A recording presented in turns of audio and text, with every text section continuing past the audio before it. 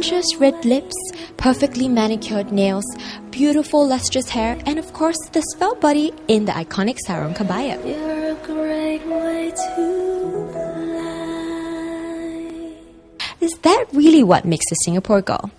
Well, we find out a little more as we talk to Cultural Medallion winner Amanda Heng as we go to her studio in Telok Kurau.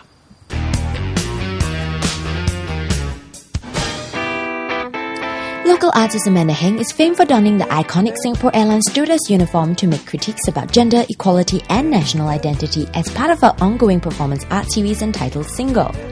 The series made its debut in 2000 during a performance in Dresden in Germany, where Amanda served tea to people in a park wearing the SQ kebaya. She was also featured in Ivan Heng's 2001 play The Woman in a Tree on a Hill. However, I have never wanted to be a Singapore girl. or an air hostess for that matter. Yeah, but I think more important question was to kind of hoping that younger women who look at the images would start questioning why they look up to become Singapore girls. Yeah, so that was more important question for me. And that the real Singapore girl is not an image that created by someone. Right. Well, even in those days when I first started, if you look at me physically, I was in no way, qualifies under the conditions to be a Singapore girl, even in those days, the early day in 2000s, yeah. But of course today it has become more obvious with my body now growing sideways, and this hair turning grey and so on. Yeah, so now Singles as a project has developed from, those performance work into many other genres. For example, like it appears in a print, yeah, and then it also develops into an online website.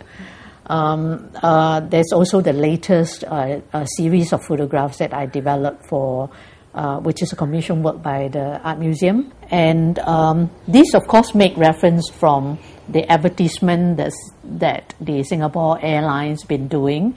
I remember in the early days, they created all those postcards and posters of Singapore girls taking photographs in many different places of attractions in all different countries.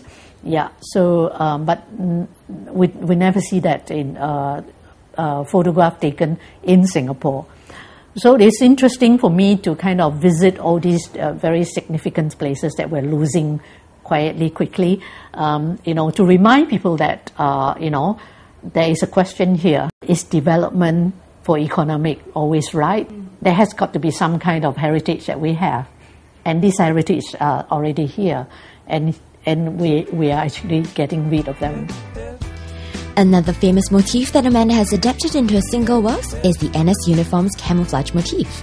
So by using this and then painting over it, I think it's more of a question of how these two uniforms were created to represent the feminine ideals and the masculine ideals on our behalf.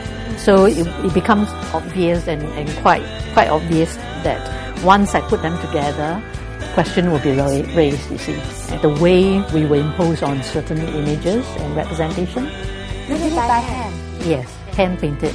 This is painstaking work. Painstaking work, yes. How long did it take you to do? I couldn't do it with my eyesight now. I couldn't do it kind of every day or for long hours. So I think about months. Well, these months are just moments in Amanda's 25-year-long span as an artist. But how did the 60-year-old get into art in the first place? And why? Stay tuned for more.